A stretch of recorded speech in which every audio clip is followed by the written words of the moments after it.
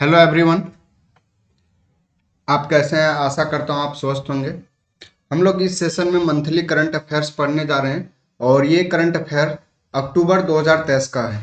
अक्टूबर में जितने भी घटनाएं हुई हैं सभी का सार है ये, और इसमें से हम लोग सारांश के टाइप में सभी पढ़ेंगे, सभी टॉपिक्स को पढ़ेंगे। तो सेशंस को स्टार्ट करते हैं। सेशंस में पहला न्यूज़, फर्स्ट न्यूज़ जो है वो है मालदीव के राष्ट्रपति चुनाव में डॉक्टर मोहम्मद मुइज्जू की जीत हुई। तो मालदीव में ये विपक्षी progressive party of Maldives ppm के उम्मीदवार थे डॉक्टर मोहम्मद मुइज्जू, और ये इन्होंने हरा दिया किसको? जो पुराने राष्ट्रपति थे इब्राहिम मोहम्मद सोलिह को। इब्राहिम मोहम्मद सोलिह को माना जाता था भारत समर्थक और ये हैं चीन समर्थक।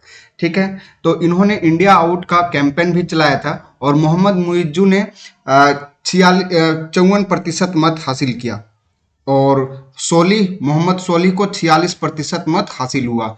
ठीक है, और एक प्रथम चुनाव हुआ था, प्रथम दौर का चुनाव, उसमें से दोनों 50% से अधिक मत ना मिलने के कारण 30 सितंबर को दूसरा चुनाव हुआ, दौरे का चुनाव हुआ और उसमें से 54% मत मुइज्जू को और 46% मत इब्राहिम मोहम्मद सोलिह को मिला।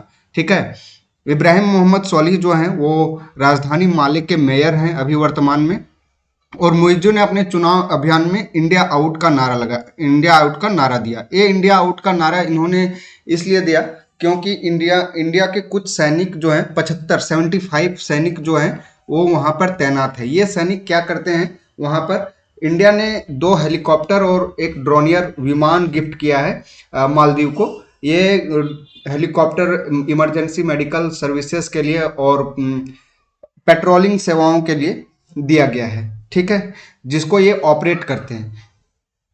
तो इसी का विरोध कर रहे हैं मुइज्जू, और जो मालदीवियन डेमोक्रेटिक पार्टी से जुड़े हुए हैं इब्राहिम मोहम्मद सोलिह, इन्होंने इंडिया फर्स्ट की नीति को लागू किया और इनके कार्यकाल में इंडिया के साथ संबंध मालदीव के बहुत ही दोस्ताना रहे। ठीक है, नेक्स्ट टॉपिक पर आते हैं। नेक्स्ट है देश का पहला सोलर रूफ साइकिलिंग ट्रैक कहाँ पर है? तो ये हैदराबाद में है।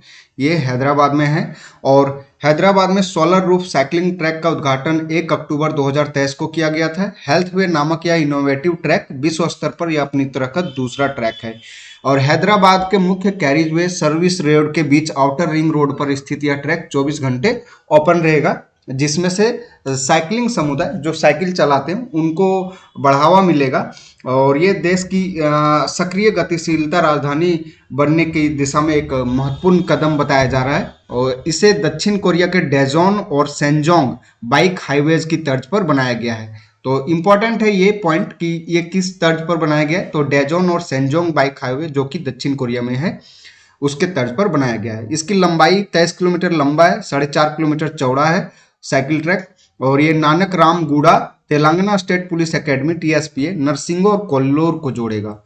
नेक्स्ट टॉपिक पर आते हैं। नेक्स्ट टॉपिक है WHO द्वारा मलेरिया की दूसरी वैक्सीन को मंजूरी। ये बहुत ही इंपॉर्टेंट है और इसको हम लोग जब अभी देखेंगे कि पहली कौन थी, तो पहली जो थी वो 2021 में RTS-S1 AS01 नाम से एक टीके को स्वीकृति दी गई थी। ठीक है, और दूसरी है R21 मैट्रिक्स M। तो ये जो मैट्रिक्स का निर्माण, इसका SII serum institute of India, Adar Poonawalla का नाम आपने सुना होगा, तो ये उनके स्वामित्व में आता है SII कंपनी और ये वैक्सीन बनाती है। इन्होंने कोरोना का वैक्सीन भी बनाया था। ठीक है, तो इस वैक्सीन को पहले ही बुर्किना फासो, घाना, नाइजीरिया में उपयोग के लिए मंजूरी दी गई थी और मलेरिया एक वैश्विक स्वास्थ्य चुनौती है और वर्ष 2021 में विश्व की लगभग आधी आबादी इस रोग से ग्रसित थी। 2023 में मलेरिया के विश्व भर में 25 करोड़ से अधिक मामले दर्ज किए गए। WHO के अनुसार मलेरिया के कारण अफ्रीकी क्षेत्रों के बच्चों पर स्वास्थ्य पर व्यापक पैमाने पर विपरीत असर पड़ रहा है और यहाँ प्रति वर्ष लगभग 5 लाख बच्चों की मृत्यु होती है। ठीक है, आगे नेक्स्ट टॉपिक है डॉक्टर जोइता गुप्ता को स्पिनोजा पुरस्कार प्रदान किया गया। कौन सा पुरस्कार? स्पिनोजा पुरस्कार। तो ये भारतीय मूल की प्रोफेसर है डॉक्टर जोइता गुप्ता और नीदरलैंड का जो सर्वोच्च सम्मान है, ये सम्मान कहाँ का है? ये पुरस्कार नीदरलैंड का, ठीक है। और इससे जोयिता गुप्ता को सम्मानित किया गया है। यह पुरस्कार चुने जाने के लिए अन्य वैज्ञानिक जो थे टॉबी कियर्स, उनके साथ इनको प्रदान किया गया है यह पुरस्कार। और नीदरलैंड अनुसंधान परिषद ने 7 जून 2023 को इन पुरस्कारों की घोषणा की थी। जोयिता को न्याय संगत और टिकाऊ दुनिया पर केंद्रित उनके वैज्ञानिक कार्य के लिए इस पुरस्कार से सम्मानित किया गया। और स्पिनोजा पुरस्कार विज्ञान के क्षेत्र में नीदरलैंड का सर्वोच्च सम्मान है। तो ये आपको इम्पोर्टेंट मेन टॉपिक ये याद रखना है कि ये कहाँ का सम्मान है, तो नीदरलैंड का साइंस के क्षेत्र में सर्वोच्च सम्मान है। और ये किसको मिला है? जोयिता गुप्ता को, ठीक है। और इसमें से जोयिता को पुरस्कार के रूप में वैज्ञानिक अनुसंधान पर खर्च करने के लिए 1.5 मिलियन यूरो प्रदान किया गया है, ठीक है। डच वैज्ञानिक बारूक स्पिनोजा के नाम पर यह 1995 में स्थापित किया गया था। नेक्स्ट टॉपिक है, जॉन फॉसे को साहित्य का नोबेल पुरस्कार 2023 प्रदान किया गया। तो हमने नोबेल पुरस्कार से संबंधित एक पूरा ही वीडियो बनाया है, जो उसके स्टैटिक जीके जो पुराने लोगों को मिला है उसमें से इम्पोर्टेंट जो टॉपिक है पूरा स्टैटिक जीके को और जीके का, और इसमें जो नए करंट अफेयर है वो दोनों ही मिल जाएंगे उसमें, ठीक है। तो उसका मैं डिस्क्रिप्शन में लिंक दे दूंगा, वो भी वीडियो आप अच्छे से देख लीजिएगा, वो ज़्यादा डिटेल वीडियो है, ठीक है। और यहाँ पर हम लोग शॉर्ट में देखते हैं। तो जॉन फॉसे को साहित्य का नोबेल पुरस्कार 2023 का मिला है। और इन्होंने एक बुक लिखी थी, सेप्टोलॉजी,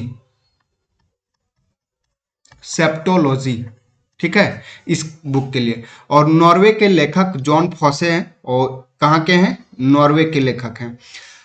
स्वीडिश एकेडमी ने दिया है, और अभिनव नाटकों और गद्य साहित्य के लिए प्रदान किया गया है, जो अनकही भावनाओं को आवाज देते हैं। जॉन फॉसे के उपन्यासों को एक शैली में लिखा है जो फॉसे मिनिमलिज्म के नाम से जाना जाता है, ओके। उसके द्वारा जो नाटकों में प्रमुख है, someone is going to come home, the name, the child, mother and child. तो बुक का नाम याद रखना है, कुछ कुछ बुक का इंपॉर्टेंट है, क्यों इंपॉर्टेंट इसलिए है क्योंकि इनको नोबेल पुरस्कार मिल चुका है, ठीक है। तो उनकी किताबों को 40 से ज़्यादा भाषाओं में अनुवादित किया जा चुका है। और उनका पहला उपन्यास रेड ब्लैक वर्ष 1983 में, और पहला नाटक someone is going to come 1992 में प्रकाशित हुआ। फॉसे का अपना पहला उपन्यास रेड एंड ब्लैक में आत्महत्या जैसे संवेदनशील मुद्दे पर लिखा गया है, ठीक है। और एक सेप्टोलॉजी बुक भी है। नेक्स्ट है, रक्षा क्षेत्र में आत्मनिर्भरता के लिए 5वीं सकारात्मक स्वदेशीकरण सूची जारी। और इस सूची को जारी किया रक्षा मंत्री राजनाथ सिंह ने 4 अक्टूबर 2023 को नई दिल्ली में नौसेना के अद्यतन स्वदेशी कार्यक्रम, अद्यतन मीन्स अपडेटेड, ठीक है, स्वावलंबन 2, ये कार्यक्रम कौन सा था? स्वावलंबन 2। और कार्यक्रम के दौरान स्वदेशी रक्षा विज्ञान को बढ़ावा देने के लिए 5वीं सकारात्मक स्वदेशी सूची की घोषणा की गई। और 5वीं सकारात्मक स्वदेशी सूची में 98 आइटम शामिल करके उनके आयात पर प्रतिबंध लगाया गया। मतलब कि उनको अब क्या किया जाएगा? देश में ही बनाया जाएगा। स्वदेशीकरण का मतलब उनको अब अपने ही देश में बनाया जाएगा, ठीक है। इस सूची में अत्यधिक जटिल सिस्टम, सेंसर, हथियार और गोला बारूद को शामिल किया गया है। और इन वस्तुओं को सब अलग अलग समय सीमा में स्वदेशी स्रोतों से ही खरीदा जाएगा, स्वदेशी कंपनियों से ही खरीदा जाएगा, ठीक है। नेक्स्ट टॉपिक है, JKDFP विरुद्ध विधि विरुद्ध संगठन घोषित। तो इस JKDFP का मतलब क्या है? Jammu and Kashmir democratic freedom party, ठीक है। और इस अधिनियम को यूएपीए का मतलब क्या है? Unlawful activity protection act, okay. तो यहां पर देखिए, इसका हिंदी है विधि विरुद्ध क्रियाकलाप अधिनियम। और ये 1967 की धारा 3(1) के अंतर्गत एक विधि विरुद्ध संगठन घोषित कर दिया गया है। और Jammu and Kashmir democratic freedom party वर्ष 1998 में राष्ट्रवादी गतिविधियों में संलिप्त रही है। और इसके सदस्यों ने भारत में अलगाववाद और आतंकवादी कृत्यों को बढ़ावा दिया, इसलिए इस पर प्रतिबंध लगाया गया है। इस संगठन के सदस्य जो आम जनता है, लोगों को भड़काकर कश्मीर को एक अलग इस्लामिक राज्य बनाना चाहते हैं, जो कि भारत की संप्रभुता, सुरक्षा और अखंडता के लिए हानिकारक है। और UAPA 1967, IPC 1860, arms act 1959, Ranveer and दंड संहिता, दंड संहिता 1932 जो था वो सीआरपीसी, जैसे इंडिया में आईआरपीसी, सीआरपीसी इंडिया में चलता है, और रणवीर दंड संहिता जो है ये जम्मू कश्मीर में चलता था, लेकिन अब वहां पर ये खत्म हो चुका है, ठीक है, क्योंकि नया दंड संहिता आने वाला है। तो उल्लेखनीय है कि वर्ष 2019 में जम्मू कश्मीर राज्य को आधिकारिक तौर पर केंद्र शासित प्रदेशों में विभाजित किए जाने के बाद रणवीर दंड संहिता के सभी प्रावधानों को भारतीय दंड संहिता में प्रतिस्थापित कर दिया गया। यही बात हमने अभी आपको बताई थी। आरपीसी को आईपीसी में डाल दिया गया, ठीक है। नेक्स्ट है चितरंजन त्रिपाठी राष्ट्रीय नाट्य विद्यालय के नए निदेशक नियुक्त हुए। चितरंजन त्रिपाठी जो हैं वो डायरेक्टर बने राष्ट्रीय नाट्य विद्यालय, मतलब NSD national school of drama. एक प्रसिद्ध रंगकर्मी है, कौन? चितरंजन त्रिपाठी। नाम याद रखना है, नए डायरेक्टर बने हैं एनएसडी के। और चितरंजन त्रिपाठी को राष्ट्रीय नाट्य विद्यालय का स्थायी निदेशक नियुक्त किया गया है। और त्रिपाठी की नियुक्ति 6 अक्टूबर 2023 को हुई। एनएसडी के 5 वर्ष के लंबे अंतराल के बाद त्रिपाठी को अस्थायी निदेशक नियुक्त किया गया है। त्रिपाठी प्रोफेसर रमेश चंद्र गौड़ का स्थान लेंगे, जो एनएसडी का अतिरिक्त कार्यभार संभाल रहे थे। एनएसडी के अस्थायी निदेशक के रूप में त्रिपाठी 12वें निदेशक हैं। और एनएसडी को देश का अग्रणी नाट्य प्रशिक्षण संस्थाओं में से एक, और भारत में अपनी तरह का एकमात्र यह संस्थान है। एनएसडी की स्थापना संगीत नाटक अकादमी द्वारा, तो एनएसडी का स्थापना किसने किया है? संगीत नाटक अकादमी ने किया है, और उसका एक यूनिट है 1959 में स्थापित हुआ है, ठीक है। त्रिपाठी ने धौली एक्सप्रेस और मुख्यमंत्री जैसे उड़िया फिल्मों का निर्देशन किया है। उड़िया फिल्मों के अलावा चितरंजन ने कई हिंदी धारावाहिकों और वेब सीरीज में भी अभिनय किए हैं। नेटफ्लिक्स पर सेक्रेड गेम्स वेब सीरीज में चितरंजन ने त्रिवेदी का किरदार निभाया है। सेक्रेड गेम्स एक पॉपुलर वेब सीरीज है नेटफ्लिक्स में। ओके, नेक्स्ट टॉपिक पर चलते हैं। भारत तीसरे कार्यकाल के लिए एआईडीबी का अध्यक्ष बना। तो भारत को लगातार तीसरे कार्यकाल के लिए Asia Pacific institute for broadcasting development के अध्यक्ष के रूप में 6 अक्टूबर 2023 को फिर से चुना गया है। और भारत इससे पूर्व 2018 से 21 से 23 में Asia Pacific institute for broadcasting development, तो एआईडीबी का फुल फॉर्म है, यहाँ पर हमने लिखा है Asia Pacific institute for broadcasting development, AIDB का। और इसके जनरल कॉन्फ्रेंस के अध्यक्ष के रूप में 2 कार्यकाल पूर्ण कर चुका है इसके पहले। एआईडीबी यूनेस्को के तत्वावधान में 1967 में स्थापित एक विशिष्ट क्षेत्रीय अंतर सरकारी संगठन है, और भारत एआईडीबी के संस्थापक सदस्यों में से एक है। इस संगठन में वर्तमान में 44 देशों के 92 सदस्य संगठन शामिल है, जिनमें से 26 सरकारी सदस्य देश शामिल हैं, जिनका प्रतिनिधित्व 48 प्रशासन प्राधिकरण प्रसारक एवं 44 सहयोगी संगठन करते हैं। इसमें एशिया, प्रशांत, यूरोप, अफ्रीका, अरब देशों के और उत्तरी अमेरिका के 28 देशों और क्षेत्रों का प्रतिनिधित्व है।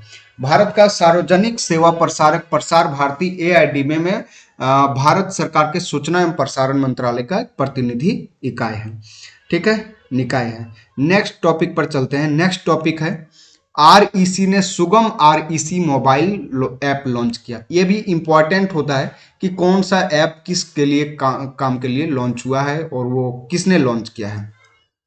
तो ये ऊर्जा मंत्रालय के अंतर्गत सार्वजनिक क्षेत्र उद्यम की महारत्न कंपनी जो है ग्रामीण विद्युतीकरण निगम लिमिटेड ने, आरईसी जिसको बोलते हैं, ठीक है, रूरल इलेक्ट्रिफिकेशन कारपोरेशन ने सुगम आरईसी नामक एक मोबाइल एप्लीकेशन शुरू किया है। तो कंपनी क्या है? ग्रामीण विद्युतीकरण निगम लिमिटेड, और ये क्या है? महारत्न कंपनी। सारे महारत्न कंपनी और मिनी रत्न ये सब सारे याद कर लेंगे, ठीक है। सुगम आरईसी नामक यह मोबाइल ऐप निवेशकों को आरईसी 54 इसी ब्रांड में उनके निवेश का पूरा विवरण प्रदान करेगा। और धारा 54 इसी ब्रांड का एक प्रकार के निश्चित आय वाले वित्तीय उपकरण है जो आयकर अधिनियम की धारा 54 इसी के माध्यम से निवेशकों को पूंजीगत लाभ के तहत कर छूट प्रदान करते हैं। आरईसी लिमिटेड एक गैर बैंकिंग वित्तीय कंपनी एनबीएफसी है और जो पूरे भारत में ऊर्जा क्षेत्र के वित्त पोषण और विकास पर ध्यान केंद्रित करती है। और एनबीएफसी की स्थापना जो हुई थी, सॉरी, आरईसी लिमिटेड की स्थापना हुई थी 1969 में। ठीक है, 1969 में आरईसी की स्थापना हुई थी, याद रखेंगे। नेक्स्ट टॉपिक है नरगिस मोहम्मदी को वर्ष 2023 का नोबेल शांति पुरस्कार प्रदान किया गया है। तो नोबेल शांति पुरस्कार नरगिस मोहम्मदी जो कि ईरान की एक नागरिक है, ठीक है, ये ईरान की आवाज उठाती है, वहाँ की मानवाधिकार कार्यकर्ता है ये। इनको नोबेल का शांति पुरस्कार मिला है और महिलाओं के उत्पीड़न के खिलाफ लड़ाई के लिए उन और मानवाधिकार और स्वतंत्रता के लिए उनके प्रयासों को यहाँ पर सम्मानित किया गया है। नरगिस ईरान में मृत्यु दंड को खत्म करने के लिए कैदियों के अधिकारों की सुरक्षा के लिए वकील और पैरोकार भी रही है। और मोहम्मदी 13 बार जेल गई है, 5 बार दोषी करार दिया गया और उन्हें 31 साल की सजा सुनाई गई है। ठीक है, नरगिस मोहम्मदी मानवाधिकार कार्यकर्ता और defender of human rights centre DHRC की उपाध्यक्ष है और मोहम्मदी नोबेल शांति पुरस्कार जीतने वाली 19वीं महिला है। ये बहुत ही इंपॉर्टेंट है, ये 19वीं महिला है और 2003 में शिरीन एबादी के बाद यह पुरस्कार जीतने वाली दूसरी ईरानी महिला है। इसके पहले एक और को मिला है शिरीन एबादी को, जो कि ईरानी महिला है, और दूसरी ईरानी महिला मोहम्मद नरगिस है, नरगिस मोहम्मदी है। और नरगिस की किताब है white torture interviews with Irani women prisoners को अंतर्राष्ट्रीय फिल्म महोत्सव और मानवाधिकार फोरम में रिपोर्टर्स विदाउट बॉर्डर्स के लिए पुरस्कृत किया गया था। 1901 में 2000 से 2023 के बीच नोबेल शांति पुरस्कार अब तक 104 बार दिया गया है और इस नोबेल पुरस्कार विजेताओं में 111 लोग और 30 संगठन। और 2014-15 में किनको मिला है? कैलाश सत्यार्थी और मलाला यूसुफजई को साथ में। कैलाश सत्यार्थी बचपन बचाओ आंदोलन से जुड़े हुए हैं, ठीक है। उसके बाद नेक्स्ट है Pacific Asia travel association travel mart 2023। तो ये पाटा ट्रैवल मार्ट है और ये 4 से 6 अक्टूबर 2023 को नई दिल्ली में ट्रैवल मार्ट का आयोजन किया गया था और ये इसका 46वां संस्करण था, ठीक है, 46वां संस्करण था। और भौतिक संस्करण महामारी के कारण 3 वर्ष के अंतराल के बाद आयोजित किया गया और इसमें से अब यहाँ पर देखिए, इसमें से सबसे इंपॉर्टेंट है ये पॉइंट, ये विशेष रूप से एक B2B मार्ट है। B2B मतलब बिजनेस टू बिजनेस मार्ट है, ठीक है। और नेक्स्ट है इसमें पाटा ट्रैवल मार्ट सभी पर्यटन स्थलों के हरित, स्वच्छ और सामंजस्यपूर्ण विकास पर केंद्रित है। और पाटा की स्थापना कब हुई?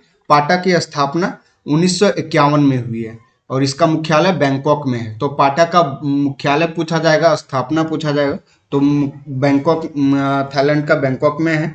और पाटा एक प्रसिद्ध गैर लाभकारी एसोसिएशन है जो एशिया प्रशांत क्षेत्र में यात्रा और पर्यटन के विकास में उत्प्रेरक के रूप में भूमिका के लिए अंतर्राष्ट्रीय स्तर पर मान्यता प्राप्त है।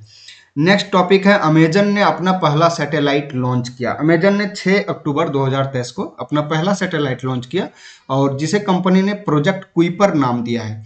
नाम क्या है? Project Kuiper. और अमेजन अपने इस प्रोजेक्ट के जरिए एलन मस्क की कंपनी स्पेस एक्स के स्टारलिंक को टक्कर देगी। तो स्टारलिंक किसका है? स्पेस एक्स, और स्पेस एक्स के मालिक हैं एलन मस्क, ठीक है। और इसके अमेजन के मालिक हैं जेफ बेजोस।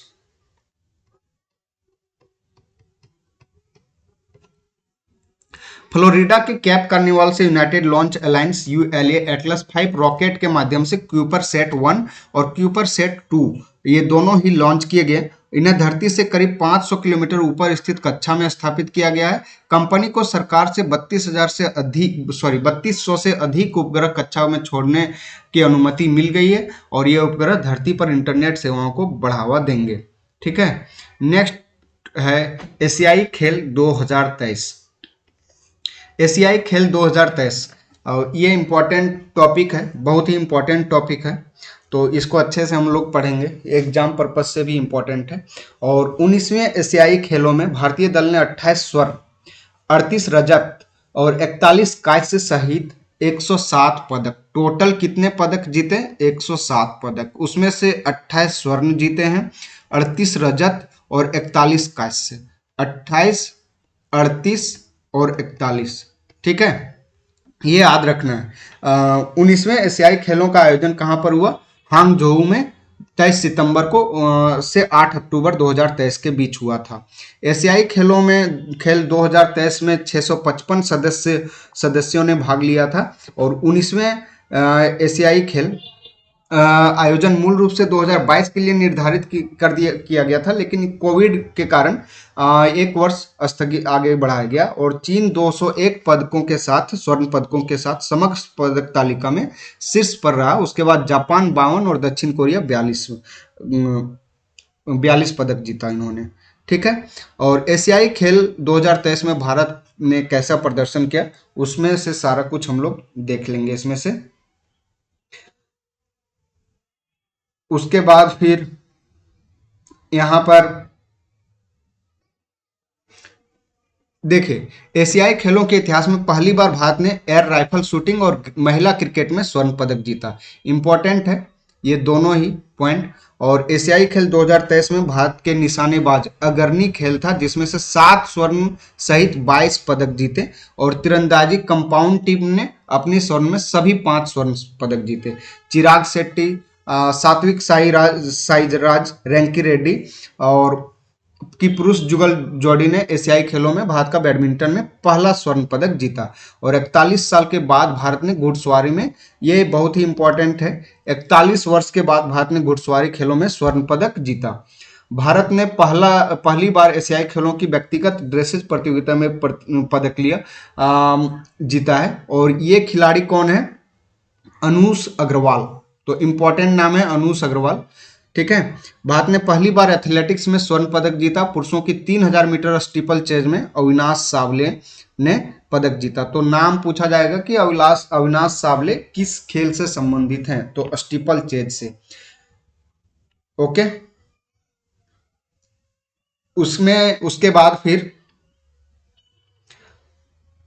इसमें से पारुल चौधरी 500 महिलाओं की 500 मीटर वर्ग स्वर्ण पदक जीता और ऐसी करने वाली वो पहली भारतीय एथलीट बन चुकी हैं, पारुल चौधरी। पुरुष हॉकी टीम ने एशियाई खेलों में स्वर्ण पदक जीतकर पेरिस ओलंपिक के लिए भी क्वालिफाई कर लिया और हॉकी का यह भारत का चौथा स्वर्ण पदक है।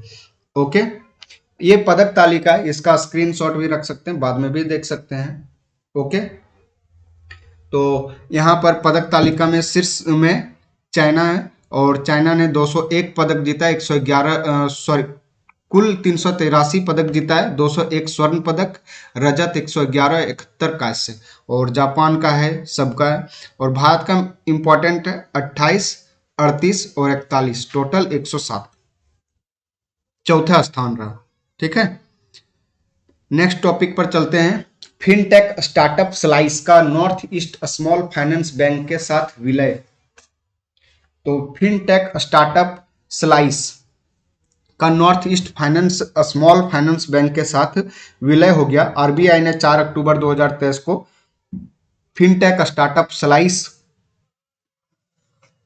को असम के north east small finance bank NESFB के साथ विलय को मंजूरी प्रदान कर दी। और विलय का उद्देश्य देश के अन्य राज्यों के अलावा उत्तर पूर्वी क्षेत्र में तकनीकी सक्षम वित्तीय पहुंच के विस्तार में तेजी लाना है। और NESFB विलय को पूरा करने के लिए सेबी जैसे अन्य नियामक निकायों से अनुमोदन प्राप्त करना है। ओके, और बेंगलुरु स्थित स्लाइस का मूल्यांकन वर्ष 2022 में लगभग 1.8 बिलियन अमेरिकी डॉलर आंका गया था। ठीक है, कहां पर है ये? बेंगलुरु में। और स्लाइस स्टार्टअप शुरुआत हुआ था 2016 में। नेक्स्ट टॉपिक पर आते हैं। डेविड वार्नर ने डेविड वार्नर ने एक दिवसीय विश्व कप में सबसे तेज 1000 रन बनाने वाले बल्लेबाज बन गए। ठीक है, तो यहां पर ऑस्ट्रेलिया के बल्लेबाज हैं, ऑस्ट्रेलिया के बल्लेबाज डेविड वार्नर है और 8 अक्टूबर 2023 को एक दिवसीय विश्व कप में सबसे तेज 1000 रन बनाने वाले बल्लेबाज बने हैं। और वार्नर ने यह उपलब्धि विश्व कप 2023 के 5वें मैच में भारत के खिलाफ खेलते हुए प्राप्त की। डेविड वार्नर 8वां रन बनाते ही 1000 रन बनाने वाले चौथे ऑस्ट्रेलियाई खिलाड़ी बन गए। इससे पहले मार्क वाह, रिकी पॉन्टिंग और एडम गिलक्रिस्ट विश्व कप में 1000 रन बना चुके हैं। और इन्होंने विश्व कप में सबसे तेज 1000 रन बनाने का जो रिकॉर्ड था वो सचिन तेंदुलकर के नाम था, लेकिन यह रिकॉर्ड अब डेविड वार्नर के नाम हो गया है। ठीक है, और डेविड वार्नर ने 19 विश्व कप पारियों में 1000 रन बनाए, जबकि सचिन तेंदुलकर ने 20 पारियों में ये बनाया था। और इसके अलावा सचिन तेंदुलकर के अलावा एबी डिविलियर्स, जो कि दक्षिण अफ्रीका के खिलाड़ी हैं, 20 पारियों में 1000 रन बना चुके हैं। केल्विन किप्टम ने मैराथन में विश्व रिकॉर्ड बनाया। तो मैराथन में विश्व रिकॉर्ड बनाया केल्विन किप्टम ने। ये केनिया के हैं और केनिया के जो केल्विन किप्टम है 8 अक्टूबर 2023 को शिकागो मैराथन में 35 किलोमीटर की दूरी 2 घंटे 35 सेकंड में तय करके पुरुषों का विश्व रिकॉर्ड तोड़ा है। और इसके पहले 2022 में जो एलियूड किपचोगे थे उन्होंने स्थापित किया था रिकॉर्ड, और उनके रिकॉर्ड को तोड़ दिया इन्होंने। नीदरलैंड की सिफान हसन ने 2 घंटे 13 मिनट और 44 सेकंड में महिलाओं की दौड़ जीती, और ये शिकागो मैराथन के लिए एक नया कोर्स रिकॉर्ड है। ठीक है, शिकागो मैराथन के 45वें संस्करण में सभी अमेरिकी राज्यों और 100 से अधिक देशों के धावकों ने भाग लिया। 1977 में पहली बार आयोजित हुआ था ये। नेक्स्ट टॉपिक है उत्तराखंड में रोजगार प्रयाग पोर्टल, बहुत ही इंपॉर्टेंट। ये उत्तराखंड के मुख्यमंत्री पुष्कर सिंह धामी, उत्तराखंड के मुख्यमंत्री कौन है? पुष्कर सिंह धामी। और इन्होंने रोजगार प्रयाग पोर्टल लॉन्च किया, और देहरादून में आयोजित उत्तराखंड युवा महोत्सव कार्यक्रम में इन्होंने इस पोर्टल का शुभारंभ किया है। और रोजगार के अवसरों को एक ही पोर्टल पर उपलब्ध कराए जाने के उद्देश्य से इसका चयन किया गया है। और इस महोत्सव में सरकारी जो योजनाओं को युवाओं तक आसानी से पहुंचाने के लिए युवा उत्तराखंड ऐप भी लॉन्च किया गया है। आप ये तो पता चल जाएगा कि किस राज्य का है, ये तो नाम ही है, लेकिन ये याद रखना है रोजगार प्रयाग पोर्टल। ठीक है, नेक्स्ट है क्लाउडिया गोल्डलिन को अर्थशास्त्र के क्षेत्र में नोबेल पुरस्कार 2023 प्रदान किया गया है। क्लाउडिया गोल्डिन को, ओके। और royal Swedish academy of sciences ने 9 अक्टूबर 2023 को अर्थशास्त्र के क्षेत्र में नोबेल पुरस्कार अमेरिका की क्लाउडिया गोल्डिन को दिए जाने की घोषणा की। क्लाउडिया गोल्डिन को यह पुरस्कार महिलाओं के श्रम बाजार के परिणामों के बारे में हमारी समझ को उन्नत करने के लिए दिया गया है। क्लाउडिया हार्वर्ड विश्वविद्यालय की एक आर्थिक इतिहासकार है, और क्लाउडिया यह सम्मान पाने वाली तीसरी महिला है। ठीक है, और आर्थिक विज्ञान में असाधारण योगदान के लिए अब तक सिर्फ 2 और महिलाओं ने एलिनोर ओस्ट्रम और एस्थर डुफ्लो को अभिजीत बनर्जी के साथ ही मिला था। एस्थर डुफ्लो अभिजीत बनर्जी जो भारतीय मूल के अर्थशास्त्री हैं उनकी वाइफ है। आर्थिक विज्ञान में नोबेल मेमोरियल पुरस्कार को स्वेरेजिस रिक्स बैंक पुरस्कार के रूप में जाना जाता है। और गोल्डिन की 1990 की पुस्तक understanding the gender gap in an economic history of American women में वेतन की असमानता से संबंधित थी। ठीक है, तो ये बुक का नाम याद रखना है आपको। बसोहली पश्मीना को जीआई टैग मिला है, और ये जम्मू कश्मीर से रिलेटेड है। जीआई टैग बहुत ही इंपॉर्टेंट होते हैं। और जम्मू कश्मीर के कठुआ जिले के पारंपरिक शिल्प बसोहली पश्मीना को हाल ही में प्रतिष्ठित भौगोलिक संकेतक प्राप्त हुआ है, जिसको ज्योग्राफिकल इंडिकेटर कहते हैं, और ये मिला है। बसोहली पश्मीना अपनी असाधारण कोमलता, बारीक और पंख जैसे वजन के लिए प्रसिद्ध है, और इसे पारंपरिक हस्त कताई तकनीकों का उपयोग करके कुशल कारीगरों द्वारा तैयार किया जाता है। जीआई उन उत्पादों द्वारा इस्तेमाल किया जाने वाला एक चिन्ह है जिनकी एक विशिष्ट भौगोलिक उत्पत्ति होती है और उनमें से उस उत्पत्ति से संबंधित गुण विद्यमान होते हैं। नेक्स्ट है हुरून इंडिया रिच लिस्ट 2023। तो हुरून इंडिया 2023 में यहां पर आप देख सकते हैं, इसमें हुरून इंडिया और 360 वन वेल्थ ने 10 अक्टूबर 2023 को 360 one wealth Hurun India rich list 2023 जारी की। और इसमें से क्या है कि 360 one wealth Hurun India rich list में मुकेश अंबानी जो है वो सबसे टॉप में है। तो सबसे टॉप में कौन है? मुकेश अंबानी। एक सेकेंड,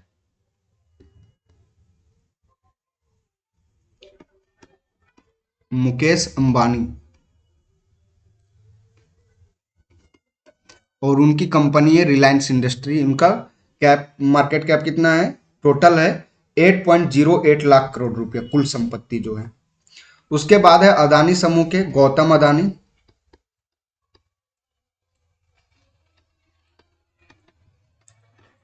उसके बाद है इसमें से नेक्स्ट 2.78 लाख करोड़ रुपया के साथ serum institute of India SII के अदार पूनावाला।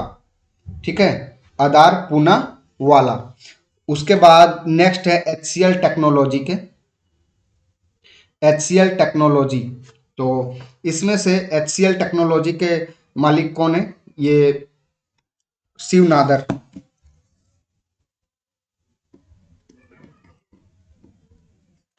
शिव नाडर, इनकी बेटी रोशनी नाडर अब CEO बन चुकी हैं। और अदार पूनावाला, इसमें साइरस पूनावाला लिखेंगे, साइरस पूनावाला।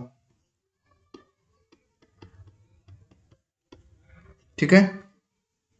उसके बाद इसी में है एक और है हिंदुजा ग्रुप के गोपीचंद हिंदुजा। नेक्स्ट है इजराइल में फंसे भारतीयों को लाने के लिए कौन सा ऑपरेशन चलाया गया? तो ये ऑपरेशन है ऑपरेशन अजय, इंपॉर्टेंट है, VVI। ठीक है। और भारत ने इजराइल से लौटने, क्योंकि अभी फिलिस्तीन और इजराइल, फिलिस्तीन का जो संगठन है हमास ने अटैक किया था 7 अक्टूबर को इजराइल पर, और फिर इजराइल ने अटैक करना शुरू किया हमास पर। तो हमास और इजराइल में बहुत ही खतरनाक लेवल की लड़ाई चल रही है, जिसके कारण वहां पर बहुत सारे लोग खुद को असुरक्षित महसूस कर रहे थे और उन्होंने सरकार से कांटेक्ट किया और उनको निकालने के लिए भारत सरकार ने ऑपरेशन अजय चलाया। और इजराइल और आतंक इस वापसी के लिए 11 अक्टूबर को ये लॉन्च किया गया। तो ऑपरेशन अजय जो है ये बहुत ही इंपॉर्टेंट है एग्जाम के दृष्टि से। और ऑपरेशन अजय को इजराइल में भारतीय नागरिकों को वापस लाया जाएगा। ये कोई बचाव अभियान नहीं है, सिर्फ रिटर्न के लिए। और उन भारतीयों को वापस लाया जाएगा जो आना चाहते हैं, जो नहीं आना चाहते हैं उनके लिए कोई बात नहीं, वो वहीं पर रह सकते हैं। और वहां पर पेशेवर और भारतीयों को, सभी व्यापारियों, छात्रों, सभी को मिला करके 18,000 भारतीय रहते हैं। ठीक है। नेक्स्ट है तमिल लेखिका शिव शंकरी को सरस्वती सम्मान मिला है। तो तमिल लेखिका है शिव शंकरी, इंपॉर्टेंट है नाम शिव शंकरी, और सरस्वती सम्मान। तो तमिल लेखिका शिव शंकरी को उनके 2019 का संस्मरण सूर्यवंशम के लिए सरस्वती सम्मान 2022 प्रदान किया गया है। तो आपको पूछा जाएगा कि किस पुस्तक के लिए? तो सूर्यवंशम के लिए। और शिव शंकरी के द्वारा 36 उपन्यास, 48 लघु उपन्यास और 150 लघु कथाओं, 15 यात्रा वृत्तांत और 7 निबंध संग्रह, 3 जीवनियों की रचना की गई है। शिव शंकरी की कई रचनाओं का भारतीय भाषाओं के अतिरिक्त जापानी और यूक्रेनी लैंग्वेज में भी अनुवाद किया गया है। सरस्वती सम्मान के बिड़ला फाउंडेशन के द्वारा प्रदान किया जाता है। ठीक है। और सरस्वती सम्मान के अलावा बिहारी पुरस्कार, व्यास सम्मान भी के बिड़ला फाउंडेशन देता है। ठीक है। नेक्स्ट है बच्चों में कुपोषण के प्रबंधन के लिए प्रोटोकॉल की शुरुआत। तो केंद्रीय महिला बाल विकास मंत्री स्मृति जुबिन ईरानी, ये याद रखेंगे, केंद्रीय बाल महिला एवं बाल विकास मंत्री कौन है? तो स्मृति ईरानी है। और इन्होंने इसको बच्चों के कुपोषण के प्रबंधन के लिए, मैनेजमेंट के लिए एक मानकीकृत प्रोटोकॉल, स्टैंडर्ड प्रोटोकॉल की शुरुआत की है। और ये 18 मंत्रालय के समन्वय से देश के 13 लाख से अधिक आंगनबाड़ी केंद्रों के लिए जारी किया गया है। और आंगनबाड़ी स्तर पर कुपोषित बच्चों की पहचान और प्रबंधन के लिए विस्तृत कार्यक्रम है, जिसमें रेफरल, पोषण प्रबंधन और अनुवर्ती देखभाल पर ध्यान शामिल है। मिशन सूक्ष्म आंगनवाड़ी और पोषण 2.0 के जरिए कुपोषण को कम करने के लिए महिला एवं बाल विकास मंत्रालय के प्रयासों में यह प्रोटोकॉल एक महत्वपूर्ण घटक होगा। यह प्रोटोकॉल आंगनबाड़ी कार्यकर्ता, आशा वर्कर और एएनएम को कुपोषित बच्चों की पहचान और प्रबंधन के लिए विस्तृत उपायों में मदद करेगा। इस प्रोटोकॉल में आंगनबाड़ी और चिकित्सा इकोसिस्टम के जरिए कुपोषित बच्चों का आकलन करने और उन्हें देखभाल मुहैया कराने की प्रक्रिया को स्पष्ट रूप से परिभाषित किया गया है। ठीक है। पंजाब में पूसा 44 धान, अब सिर्फ अगर ये भी पूछ सकता है कि पूसा 44 किसका किस्म है, तो ये धान का किस्म है। और इस पर, इसकी खेती पर पंजाब में प्रतिबंध लगा दिया गया है। तो प्रतिबंध क्यों लगा दिया गया, आइए हम लोग जानते हैं इसको। तो पंजाब के मुख्यमंत्री हैं भगवंत सिंह मान, और ये आम आदमी पार्टी वहां पर शासन कर रही है। ठीक है। तो राज्य में अगले खरीफ सीजन 2024 में पूसा 44 धान किस्म की खेती पर प्रतिबंध लगाने की घोषणा की गई है। और ये इसलिए की गई कि वहां पर जो भूजल स्तर है वो उसमें बहुत ज्यादा गिरावट देखी गई, और पराली जलाने से बढ़ते प्रदूषण के कारण राज्य सरकार ने पूसा 44 की किस्म पर पाबंदी लगा दी है। पानी की ज्यादा खपत और अपेक्षाकृत 20% ज्यादा पराली पैदा करने वाली धान की इस किस्म की अगले सीजन से बुआई नहीं होगी। और पूसा किस्म को अन्य किस्मों की तुलना में सिंचाई के लिए पानी की जरूरत अधिक होती है, इसीलिए इस पर प्रतिबंध भी लगाया गया है। और इंडियन एग्रीकल्चर रिसर्च इंस्टीट्यूट जो है 3 वर्ष पूर्व ही पूसा 44 के ब्रीडर बीज उत्पादन को बंद कर दिया था। पूसा 44 धान को पकने में 152 दिन लगते हैं, और इस किस्म में पराली भी अन्य किस्मों के मुकाबले 20% अधिक पैदा होती है। और पंजाब में कम अवधि वाले किस्म PR 126, पूसा बासमती 1509, पूसा बासमती 1692 को प्रोत्साहित किया गया जा रहा है। ये किस्में 120 दिनों में पक जाती है। ठीक है। तो ये नाम याद रखेंगे। नेक्स्ट है 8वां ब्रिक्स अंतरराष्ट्रीय प्रतिस्पर्धा सम्मेलन 2023।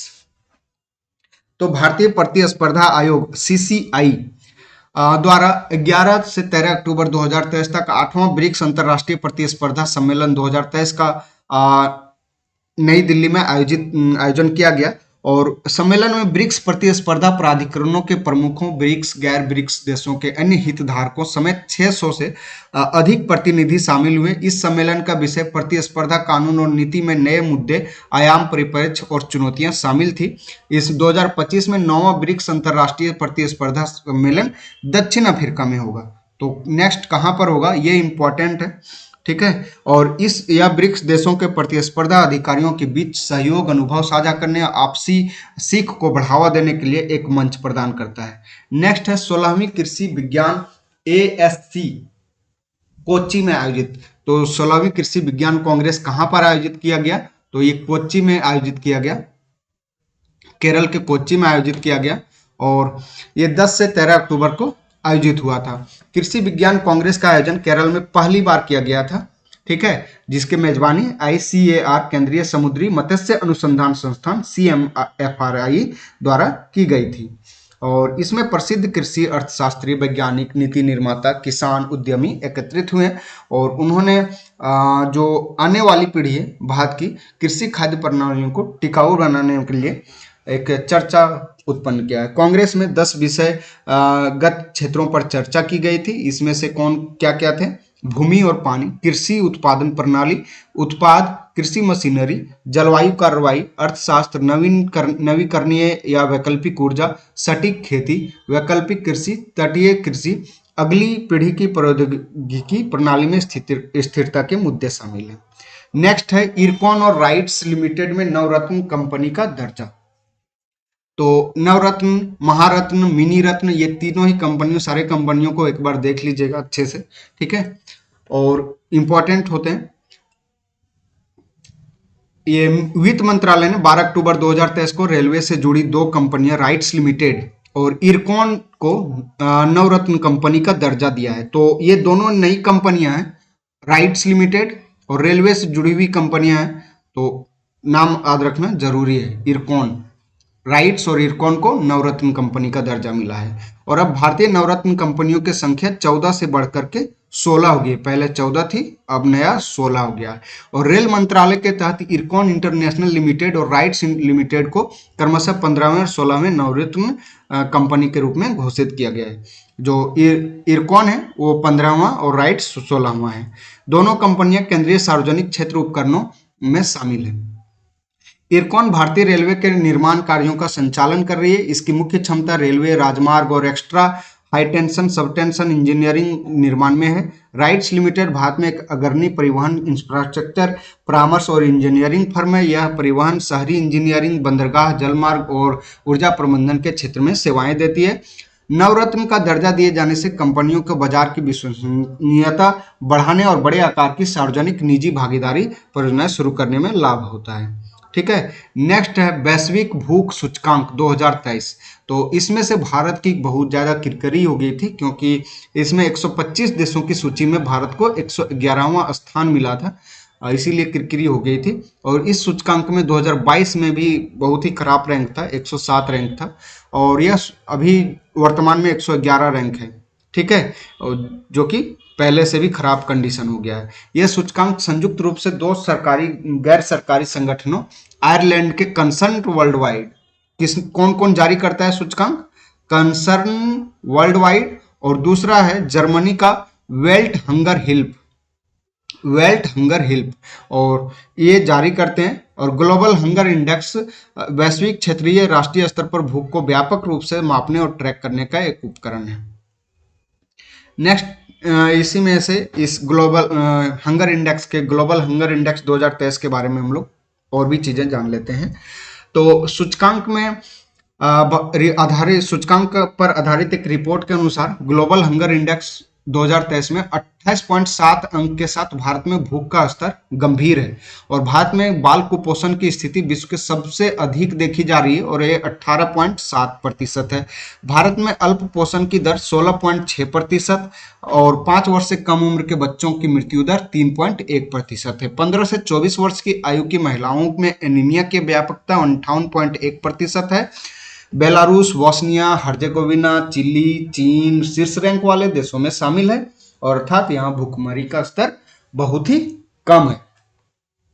यमन, मेडागास्कर और मध्य अफ्रीकी गणराज्य सूचकांक में सबसे नीचे हैं। समग्र विश्व के लिए GHI global hunger index 2023 score 18.3 है पूरे दुनिया के लिए। ठीक है, जिससे मध्यम माना जाता है, और 2015 के बाद इसमें न्यूनतम सुधार हुआ है।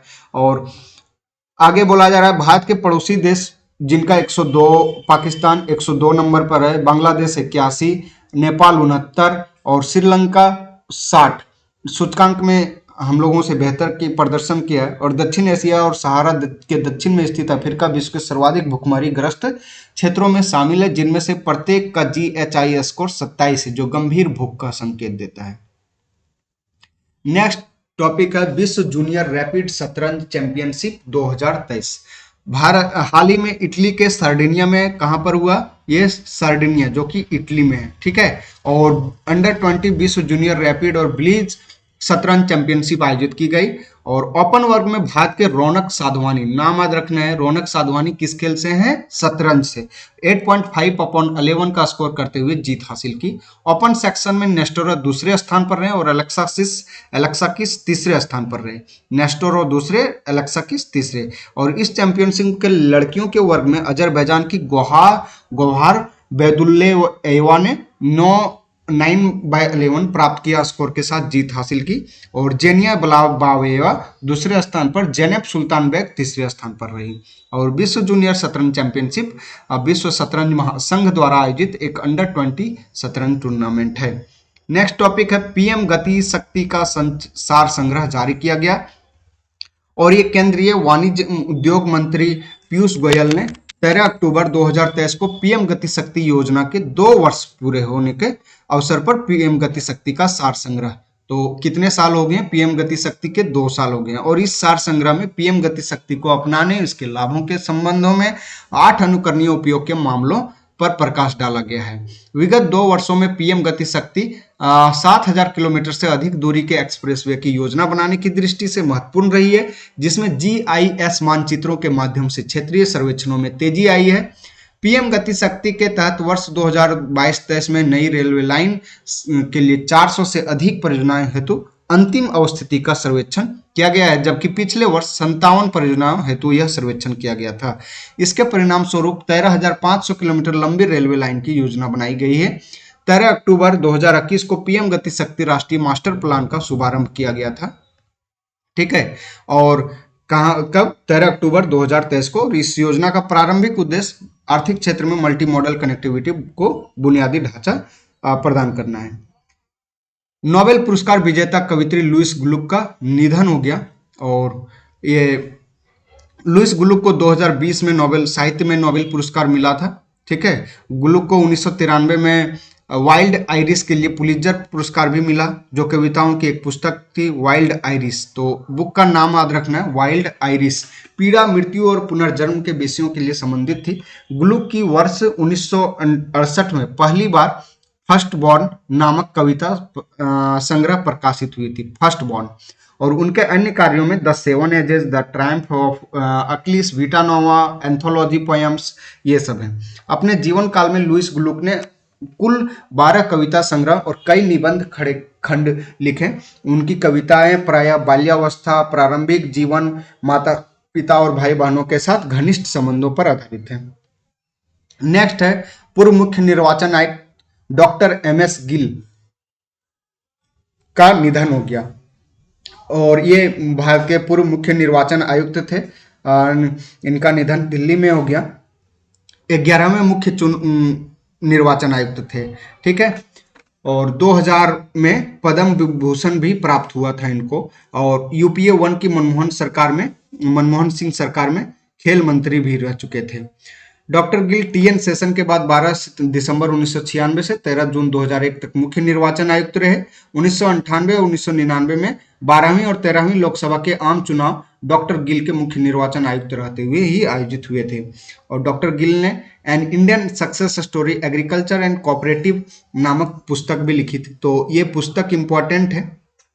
ठीक है, ये पुस्तक बहुत ही इंपॉर्टेंट है, याद रखना है पुस्तक का नाम। नेक्स्ट टॉपिक पर आते हैं। नेक्स्ट टॉपिक है तमिलनाडु में नीलगिरी तहर। ये नीलगिरी तहर क्या होते हैं? बकरी के जैसा ही दिखती है और इसके संरक्षण की परियोजना वहां पर आई है। तो तमिलनाडु सरकार ने अपने राजकीय पशु नीलगिरी तहर, तो तमिलनाडु का राजकीय पशु क्या है? नीलगिरी तहर, बकरी की एक प्रजाति है, का संरक्षण करने के लिए 12 अक्टूबर 2023 को महत्वाकांक्षी नीलगिरी तहर परियोजना शुरू की। स्थानीय रूप से वराई आदू के नाम से चर्चित नीलगिरी तहर पश्चिमी घाट की एक लुप्त प्राय प्रजाति है। तो स्थानीय रूप से किस नाम से जाना जाता है? वराई आदू। नीलगिरी तहर खड़ी चट्टानों पर चढ़ने के दौरान गुरुत्वाकर्षण को मात देने के अपने कौशल के लिए जानी जाती है। और इन पहाड़ी बकरियों को माउंटेन मोनार्क कहा जाता है। ठीक है, तो माउंटेन मोनार्क किसको कहा जाता है? नीलगिरी तहर, जो पहाड़ी बकरियां हैं। और उद्देश्य पारिस्थितिकी के प्रति बेहतर समझ विकसित करना, नीलगिरी तहर का उसके ऐतिहासिक पर्यावासों में पुनर्वास सुनिश्चित करना और उन पर मंडरा रहे खतरों का समाधान करना, लोगों को इसके लिए जागरूक करना, ये काम करना है। और नीलगिरी तहर का उद्देश्य संगम साहित्य, तमिल साहित्य में भी मिलता है। नेक्स्ट है ईवी रेडी इंडिया डैशबोर्ड का शुभारंभ। और केंद्रीय ऊर्जा, विद्युत एवं नवीकरणीय ऊर्जा मंत्री आर.के. सिंह ने इसका उद्घाटन किया, शुभारंभ किया। ठीक है, एवरी डे इंडिया ऑर्गेनाइजेशन के तहत और थिंक टैंक OMI फाउंडेशन के नीति, उद्देश्य, उद्योग और विशेषज्ञों द्वारा विकसित यह डैशबोर्ड एक निःशुल्क डिजिटल प्लेटफॉर्म पर है और ये लोगों को चार्जिंग स्टेशनों का स्थान और गंतव्य तक पहुंचने से पहले चार्जिंग स्थान बुक करने में सक्षम बनाता है। जैसे अभी ईवी बाइक्स जो चल रहे हैं, ईवी कार जो है, इलेक्ट्रॉनिक कार है, और तो उसके लिए आपको जाना है, जहां भी जाना है, तो अगर आपका चार्जिंग कम हो गया तो आगे कहाँ पर मिलेगा ये चार्जिंग स्टेशन, कहाँ पर मिलेगा, कितना दूर है, और वहाँ पर अपना चार्जिंग स्थान बुक करने के लिए ये डैशबोर्ड है। ठीक है, 2022 से 2030 के बीच इलेक्ट्रॉनिक वाहनों को 45.5% चक्रवृद्धि वार्षिक वृद्धि होने का अनुमान है और इससे भारत में 2030 तक 1.6 करोड़ ईवी की वार्षिक बिक्री होने की आशा व्यक्त की जा रही है। पोंटस टेक्टोनिक प्लेट की खोज की गई है। आइए जानते हैं पोंटस टेक्टोनिक प्लेट क्या है। बोर्नियो में प्राचीन चट्टानों का अध्ययन करने वाले वैज्ञानिकों द्वारा हाल ही में पश्चिमी प्रशांत महासागर में पोंटस नामक टेक्टोनिक प्लेट खोजा गया। ठीक है, और एक लंबे समय से लुप्त छोटी टेक्टोनिक प्लेट है जो पूर्वी गोलार्ध में उत्तरी भाग में स्थित है। पोंटस महासागर से जुड़े होने के कारण इसका नाम पोंटस प्लेट दिया गया है और इसका जो आकार है वो 15 मिलियन वर्ग मील है, जो प्रशांत महासागर के लगभग 1/4 के बराबर है। तो यहाँ पर एक सवाल ये भी है कि बोर्नियो कहाँ पर है। बोर्नियो जो द्वीप है वो कहाँ पर है। ठीक है, तो इसमें से एक बहुत ही बड़ा बोर्नियो विश्व का जो तीसरा सबसे बड़ा द्वीप है और एशिया का सबसे बड़ा द्वीप है। बोर्नियो विश्व का तीसरा बड़ा द्वीप, तीसरा बड़ा एवं एशिया का पहला बड़ा, एशिया का सबसे बड़ा द्वीप है। ठीक है, और ये द्वीप भौगोलिक रूप से जावा के उत्तर और सुलावेसी से पश्चिम में है और सुमात्रा से पूर्व में स्थित है। इंडोनेशिया और मलेशिया और बुर्नेई देशों में बटा हुआ है। बोर्नियो किस किस में? इंडोनेशिया, मलेशिया और बुर्नेई में। ठीक, तो इसमें से ये तीनों में, ये 3 देशों में है। किस किस देश में? इंडोनेशिया, मलेशिया और ब्रुनेई, ये 3 देशों में बोर्नियो द्वीप बटा हुआ है। ठीक है, नेक्स्ट टॉपिक पर आते हैं। फिनलैंड के पूर्व राष्ट्रपति माती अहतिसारी का निधन हो गया। ठीक है, तो फिनलैंड के पूर्व राष्ट्रपति और इनको नोबेल शांति पुरस्कार से भी सम्मानित किया जा चुका था, तो इसलिए ये इंपॉर्टेंट है। ये फिनलैंड के 10वें राष्ट्रपति थे और इनको जो नोबेल पुरस्कार मिला था अंतर्राष्ट्रीय संघर्षों को सुलझाने में योगदान के लिए मिला था। अहितसारी ने 1990 के दशक में कोसोवो से सर्बिया की वापसी, 1980 के दशक में नामीबिया की स्वतंत्रता की कोशिश और 2005 में इंडोनेशिया में आचे प्रांत की स्वायत्तता से संबंधित शांति समझौतों में महत्वपूर्ण भूमिका निभाई। 1990 के दशक में अंत में उत्तरी आयरलैंड शांति प्रक्रिया में भी अहितसारी का अहम भूमिका थी। अहितसारी को आतंकवादी समूह आयरिश रिपब्लिकन आर्मी के निरस्त्रीकरण का प्रक्रिया की निगरानी का कार्य भी सौंपा गया था। हॉकी इंडिया सब जूनियर पुरुष और महिला वेस्ट जोन चैंपियनशिप 2023 के बारे में हम लोग जानते हैं, जो कि आयोजित हुआ था राजनांदगांव, छत्तीसगढ़ के राजनांदगांव में। ये पहली हॉकी इंडिया सब जूनियर पुरुष और महिला वेस्ट जोन चैंपियनशिप 2023 का आयोजन किया गया था। मेजबान राज्य छत्तीसगढ़ था। इसमें 14 राज्यों की टीमों ने भाग लिया था। मध्य प्रदेश ने पहली हॉकी इंडिया सब जूनियर चैंपियनशिप, महिला वेस्ट जोन चैंपियनशिप 2023 का खिताब, तो ये कौन विजेता रहा? मध्य प्रदेश विजेता रहा। और मध्य प्रदेश ने दादरा नगर हवेली और दमन दीव हॉकी को 8-1 से हराकर खिताब जीता था। ठीक है, प्रतियोगिता में छत्तीसगढ़ जो था वो मेजबान छत्तीसगढ़ तीसरे स्थान पर रहा। चैंपियनशिप में हॉकी मध्य प्रदेश ने छत्तीसगढ़ हॉकी को 3-1 से हराकर सब जूनियर महिला वर्ग का खिताब जीता था। हॉकी महाराष्ट्र तीसरे स्थान पर रहा।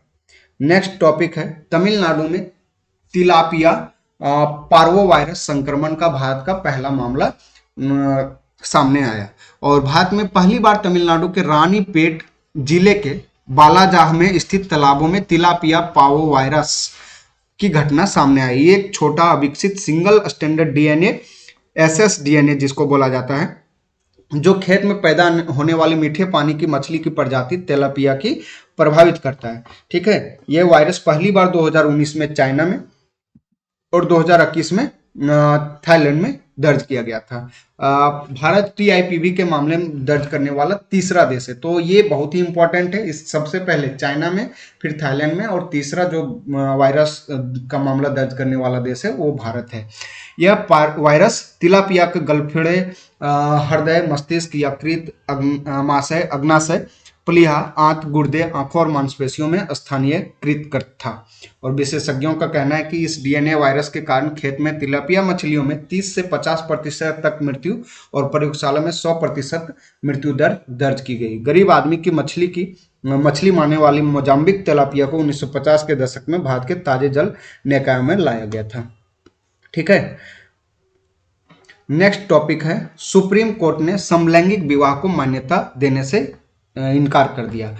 और 17 अक्टूबर 2023 को सुप्रीम कोर्ट की 5 सदस्यीय संविधान पीठ ने सुप्रियो चक्रवर्ती और अन्य बनाम भारत सरकार संघ में मामले में निर्णय देते हुए समलैंगिक विवाह को कानूनी मान्यता देने का विशेष विवाह अधिनियम में संशोधन से इनकार कर दिया। तो ये इसमें से इंपॉर्टेंट है, ये कितने सदस्य का था, तो 5 सदस्य का था। ठीक है, ये पीठ। और अपने फैसले में सुप्रीम कोर्ट ने समलैंगिक विवाह को मौलिक अधिकार मानने से भी इनकार कर दिया।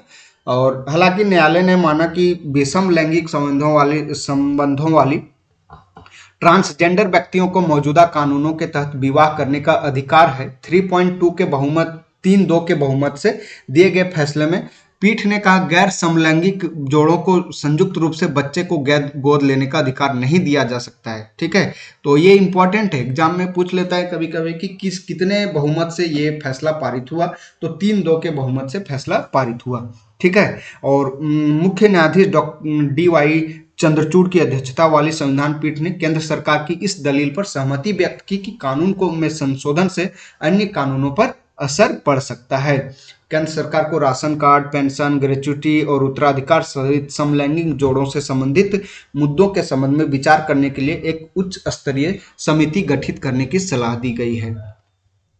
नेक्स्ट है वैश्विक पेंशन सूचकांक 2023, और ये Mercer CFA institute global pension index ने हाल ही में विभिन्न देशों में सेवानिवृत्ति आयु प्रणालियों का रैंकिंग जारी किया था। तो ये किसने किया? मर्सर ने। ठीक है, MCGPI।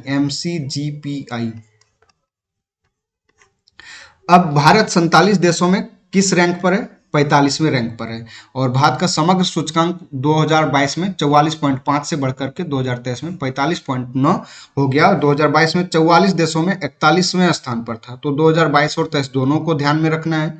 ठीक है, 2023 के इस सूचकांक में 85 के समग्र सूचकांक मूल्य के साथ नीदरलैंड शीर्ष पर। तो सबसे इंपॉर्टेंट इसमें सबसे शीर्ष पर कौन है और भारत का रैंक कौन है? ठीक है, इसके बाद सेकंड नंबर पर आइसलैंड, थर्ड में डेनमार्क था। और 42.3 के न्यूनतम मूल्य के साथ सूचकांक मूल्य के साथ MCGPI 2023 में अर्जेंटीना 47वें स्थान पर था। तो सबसे लास्ट में अर्जेंटीना और सबसे फर्स्ट में नीदरलैंड और भारत का स्थान 45वां। ठीक है, MCGPI विश्व भर में सेवानिवृत्ति आय प्रणालियों को मापता है और प्रत्येक प्रणाली में कमियों को उजागर कर सुधार के संभावित क्षेत्रों का सुझाव देता है। ग्लोबल पेंशन इंडेक्स में 3 नए देशों बोत्सवाना, क्रोएशिया, कजाकिस्तान के रिटायरमेंट इनकम सिस्टम को शामिल किया गया है। नेक्स्ट है, पाकिस्तान ने अबाबिल हथियार प्रणाली का परीक्षण किया। तो अबाबिल हथियार प्रणाली, और ये प्रतिरोधक क्षमता को मजबूत करने के लिए इसने ऐसा किया है। और ये परीक्षण प्रणाली डिजाइन, तकनीक, मापदंडों और प्रदर्शन को पुनः परिभाषित करना था। और मिसाइल प्रणाली का उद्देश्य प्रतिरोधक क्षमता को मजबूत करना, रणनीतिक स्थिरता को बढ़ावा देना। और अबाबिल पाकिस्तान की जमीन से जमीन पर मार करने वाली मध्यम दूरी की बैलिस्टिक मिसाइल है। ठीक है, और इसका रेंज जो है वो 2200 किलोमीटर है। और इस मिसाइल की लंबाई 21.5 मीटर और व्यास 1.7 मीटर है। इसका जो प्राथमिक उद्देश्य जो है प्राइमरी एम जो है इसका, वो भारत का जो S-400 मिसाइल डिफेंस है उसका सामना करना है मेनली। ठीक है, और नेक्स्ट टॉपिक पर चलते हैं। बिहार के चौथे कृषि रोड मैप का शुभारंभ किया गया। तो राष्ट्रपति द्रौपदी मुर्मू जी ने इसको किया है। इसका शुभारंभ किसने किया? द्रौपदी मुर्मू जी ने किया। और कृषि रोड मैप की इस पंचवर्षीय योजना के माध्यम से सरकार विभिन्न क्षेत्रों की भौगोलिक और मृदा संबंधी विशेषताओं को ध्यान में रखते हुए कृषि को बढ़ावा देगी। इस रोड मैप में राज्य में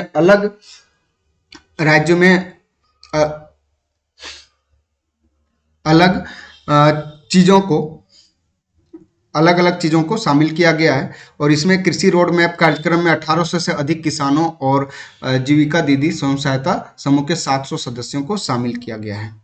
ठीक है, इससे ग्रामीण इलाकों के लोगों की आय बढ़ाने का काम करेगी। बिहार सरकार वर्ष 2008 से कृषि रोड मैप लागू कर रही है। कब से कर रही है? 2008 से। नेक्स्ट है, गुजरात के धोर्डो को सर्वश्रेष्ठ पर्यटन गांव 2023 का पुरस्कार मिला है। धोर्डो 19 अक्टूबर को। ठीक है, धोर्डो कहां पर है? ये गुजरात में है और इसको सर्वश्रेष्ठ पर्यटन गांव 2023 का पुरस्कार प्रदान किया गया है। सर्वश्रेष्ठ पर्यटन गांव की सूची में लगभग 260 आवेदनों में से कुल 54 गांवों का चयन किया गया था। ठीक है, और इसमें से इन नए 54 गांवों के अतिरिक्त अन्य 20 गांवों को भी इस सूची में अपग्रेड प्रोग्राम के तहत शामिल किया गया था, जिसमें मध्य प्रदेश का मांडला भी शामिल था।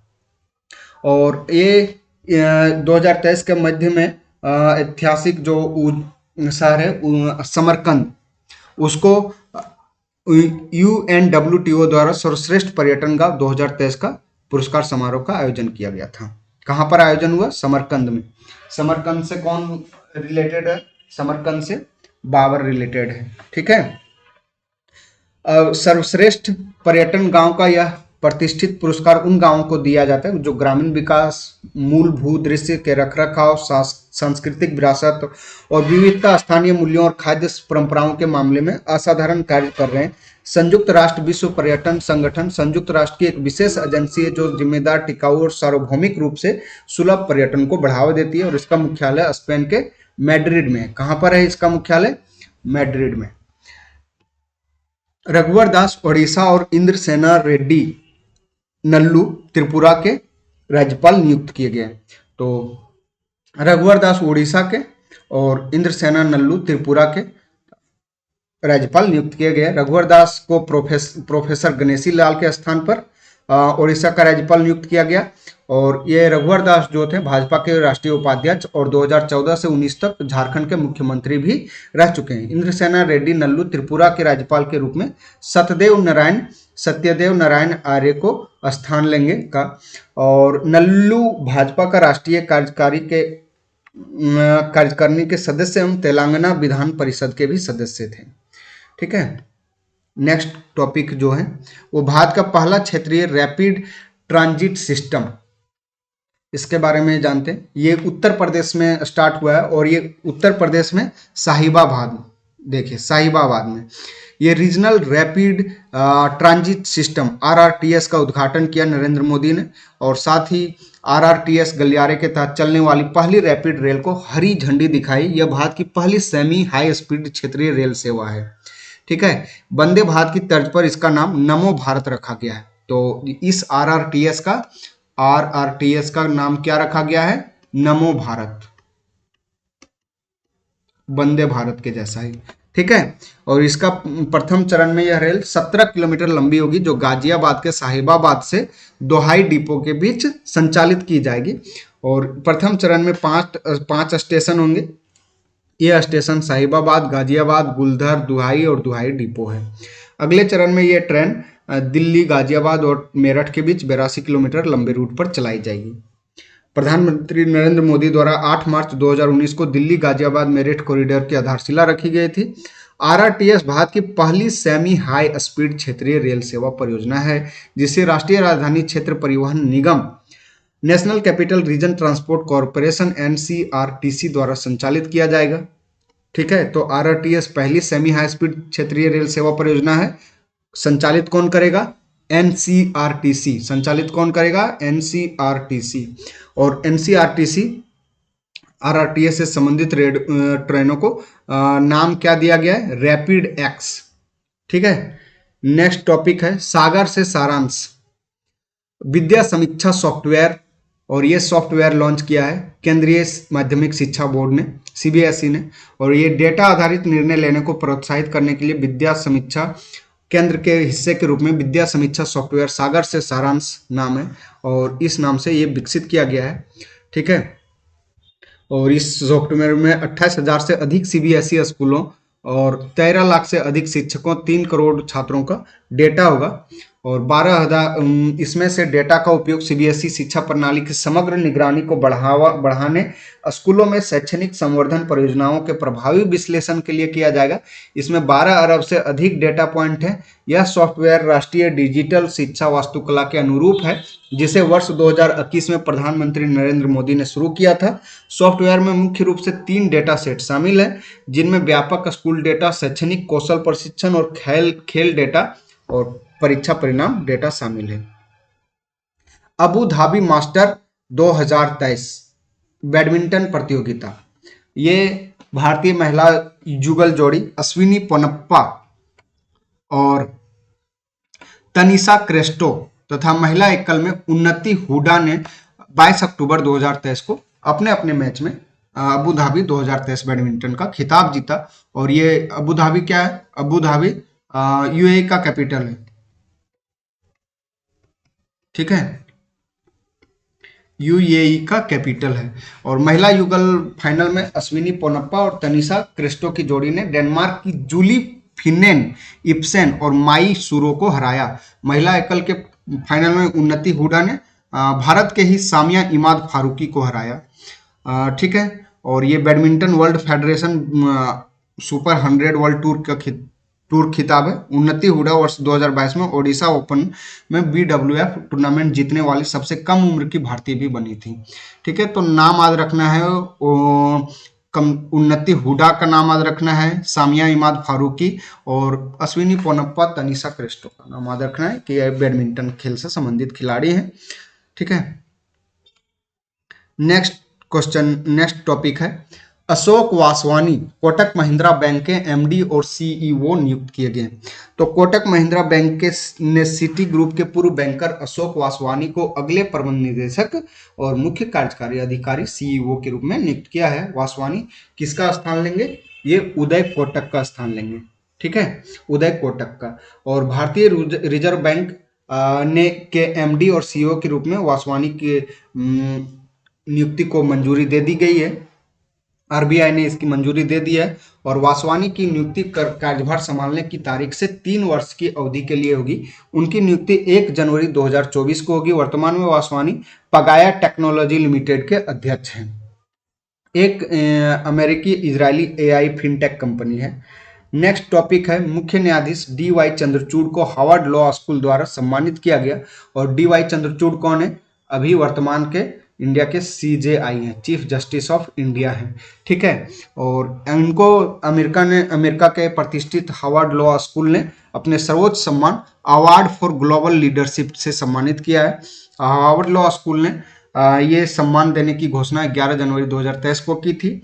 चंद्रचूड़ ने 1982-83 में हार्वर्ड लॉ स्कूल से ही विधि एवं न्यायशास्त्र में एलएलएम और 1983-86 में न्यायिक विज्ञान में डॉक्टरेट एसजेडी की उपाधि प्राप्त की थी। नेक्स्ट है प्रोजेक्ट उद्भव का शुभारंभ। तो इसका शुभारंभ किसने किया? रक्षा मंत्री राजनाथ सिंह ने 21 अक्टूबर 2023 को नई दिल्ली में भारतीय सैन्य विरासत महोत्सव के उद्घाटन के दौरान प्रोजेक्ट उद्भव का शुभारंभ किया। प्रोजेक्ट उद्भव भारतीय थल सेना एवं United service institution of India के बीच का सहयोगात्मक पहल है और इसमें सुरक्षा चुनौतियों से निपटने के लिए एक अद्वितीय समग्र दृष्टिकोण तैयार करते हुए समकालीन सैन्य प्रथाओं के साथ प्राचीन ज्ञान का भी उपयोग करना है। उद्भव जिसका अर्थ होता है उत्पत्ति, और ये बहुत ही पुराने धर्मग्रंथों लेखों को समाहित करता है। नेक्स्ट टॉपिक है गगनयान का पहला test vehicle Abbott mission T1 TB-D1। ठीक है, और भारतीय अंतरिक्ष अनुसंधान संगठन इसरो ने 21 अक्टूबर 2023 को गगनयान के पहले test vehicle Abbott mission TB-D1 नाम याद रखना है। इसको श्रीहरिकोटा से, जो कि कहाँ पर है? आंध्र प्रदेश में है, इसको सफलतापूर्वक प्रक्षेपित किया। और गगनयान के जो क्रू मॉडल है उसमें प्रारंभिक प्रेशराइज्ड संस्करण को एकल इंजन रॉकेट के साथ लगभग 17 किलोमीटर की ऊंचाई तक ले जाया गया। उसके बाद अंतिम रूप से नीचे उतरने के लिए पैराशूट का उपयोग किया गया और इस मिशन का उद्देश्य एक परीक्षण वाहन प्रदर्शन के माध्यम से गगनयान कार्यक्रम के लिए चालक दल की सफल लैंडिंग का प्रदर्शन करना था। क्रू मॉडल रॉकेट में मौजूद एक पेलोड है जो चालक दल के लिए अंतरिक्ष में पृथ्वी जैसा वातावरण के साथ रहने योग्य स्थान है। और गगनयान मिशन का उद्देश्य 400 किलोमीटर की पृथ्वी की निचली कक्षा पर मानव को अंतरिक्ष में भेजना और उन्हें सुरक्षित वापस पृथ्वी पर लाना है। ठीक है, और ये गगनयान देश का पहला अंतरिक्ष मानव उड़ान मिशन है जिसका लक्ष्य वर्ष 2025 में 3 अंतरिक्ष यात्रियों को अंतरिक्ष में भेजना है। नेक्स्ट है, जम्मू कश्मीर में गैर कानूनी गतिविधियां निवारण न्यायाधिकरण का गठन किया गया और 23 अक्टूबर 2023 को ये गठन हुआ। Jammu Kashmir democratic freedom party, अभी ये इसके बारे में हम लोगों ने पीछे ही पढ़ा है, JKDFP को गैर कानूनी घोषित किया गया। केंद्रीय गृह मंत्रालय ने 5 अक्टूबर को JKDFP को उसकी भारत विरोधी और पाकिस्तान समर्थक गतिविधियों के लिए गैर कानूनी गतिविधियां रोकथाम अधिनियम 1967 के तहत 5 वर्ष के लिए प्रतिबंधित समूह घोषित कर दिया गया है। ठीक है, भारत के पूर्व क्रिकेटर बिशन सिंह बेदी का निधन हुआ है। ये 23 अक्टूबर को ही निधन हुआ है इनका। और बिशन सिंह बेदी ने वर्ष 1966 से 1979 तक भारत के लिए अंतर्राष्ट्रीय क्रिकेट खेला। 67 टेस्ट मैच खेला इन्होंने, 266 विकेट लिया और इस दौरान उन्होंने 10 वनडे मैच भी खेला था। बेदी ने अपना आखिरी अंतर्राष्ट्रीय मैच सितंबर 1979 में टेस्ट मैच के रूप में इंग्लैंड के खिलाफ खेला था। बिशन सिंह का जन्म 25 सितंबर 1946 को पंजाब के अमृतसर में हुआ था। इंद्रमणि पांडे बिम्स्टेक के महासचिव नियुक्त किए गए और ये बिम्स्टेक होता क्या है, तो ये बिम्स्टेक होता है bay of Bengal initiative for multi sectoral technical and economic cooperation होता है, कारपोरेशन होता है। ठीक है, bay of Bengal initiative for multi sectoral technical and economic corporation full form होता है। बिम्स्टेक का फुल फॉर्म याद रखना जरूरी है। और इंद्रमणि पांडे को इसका महासचिव के रूप में नियुक्त किया गया है। और इंद्रमणि पांडे जो है वो पहले भारतीय हैं जो बिम्स्टेक के महासचिव का पद संभालेंगे। और पांडे बिम्स्टेक महासचिव के रूप में कार्यरत भूटान के तेंजिन लेकफेल का स्थान लेंगे। किसका स्थान लेंगे? तेंजिन लेकफेल। इंद्रमणि पांडे पहले भारतीय हैं जो बिम्स्टेक के महासचिव का पद संभालेंगे। वे जिनेवा में संयुक्त राष्ट्र और अन्य अंतर्राष्ट्रीय संगठनों में भारत का प्रतिनिधित्व कर चुके हैं। बिम्स्टेक 7 देशों का एक क्षेत्रीय संगठन है। इसमें दक्षिण एशिया के 5 देश भारत, बांग्लादेश, भूटान, नेपाल, श्रीलंका और दक्षिण पूर्व एशिया के 2 देश म्यांमार और थाईलैंड है। ठीक है, तो बिम्स्टेक में कितने देश है टोटल? बिम्स्टेक में टोटल 7 देश हैं। ठीक, और नाम भी यहाँ पर मैंने लिखा है। तो बिम्स्टेक का गठन कब हुआ? 1997 में इसका गठन हुआ था और इसका सचिवालय बांग्लादेश की राजधानी ढाका में है। नेक्स्ट जो है, कोच्चि में मत्स्य संपदा जागरूकता अभियान। भारत सरकार के मत्स्य पालन, पशुपालन एवं डेयरी मंत्रालय के मत्स्य पालन विभाग के अंतर्गत national institute of fisheries post harvest technology and training ने 23 अक्टूबर 2023 को कोच्चि में मत्स्य संपदा जागृति अभियान पर एक कार्यशाला का आयोजन किया। मत्स्य पालन विभाग ने 15 सितंबर 2023 को मत्स्य संपदा जागरूकता अभियान शुरू किया जो मछली पालक किसानों और 3477 तटीय गांवों तक पहुंचाने के लिए एक जनसंपर्क कार्यक्रम है। और इस कार्यक्रम का मुख्य उद्देश्य मत्स्य पालन योजनाओं को बढ़ावा देना, विभिन्न मत्स्य पालन गतिविधियों का प्रदर्शन करना, मछुआरों और तटीय गांवों तक पहुंचाना, मत्स्य पालन में विविध गतिविधियों के बारे में जागरूकता पैदा करना और क्षेत्रीय उपलब्धियों और सफलता की कहानियों को प्रदर्शित करना है। गांधीनगर के कलोल में इफ्को के नैनो डीएपी संयंत्र का शुभारंभ किया गया। केंद्रीय गृह मंत्री अमित शाह ने 24 अक्टूबर 2023 को गुजरात के गांधीनगर जिले के कलोल में इफ्को के नैनो डीएपी संयंत्र का उद्घाटन, कहां पर? कलोल में। ओके, और इफ्को के कलोल इकाई टेक्नोलॉजी आधारित नैनो डीएपी की लगभग 42 लाख बोतल का उत्पादन करेगी जिससे किसानों को लाभ होगा। और इस प्लांट कितना? 42 लाख। और इस प्लांट से रोजाना 500 ml वाली 2 लाख बोतलों का उत्पादन होगा। प्रत्येक बोतल 45 किलो के बैग के बराबर होगी तथा एक बोतल की कीमत 600 रुपया। एक बोतल की कीमत 600 रुपया, 45 किलो बैग के बराबर होगी। और 384 लाख टन उर्वरक का उत्पादन होता है वर्तमान में देश में। इसमें सहकारी समितियां लगभग 132 लाख टन उत्पादन करती हैं।